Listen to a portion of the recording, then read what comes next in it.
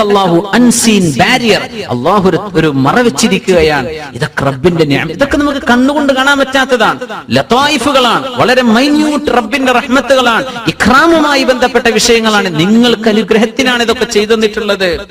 ഖറുജു മിൻഹുമൽ ലുഉലു വൽ മർജാൻ, മുത്തുകളും പവിഴങ്ങളും അല്ലാഹു തന്നില്ലേ?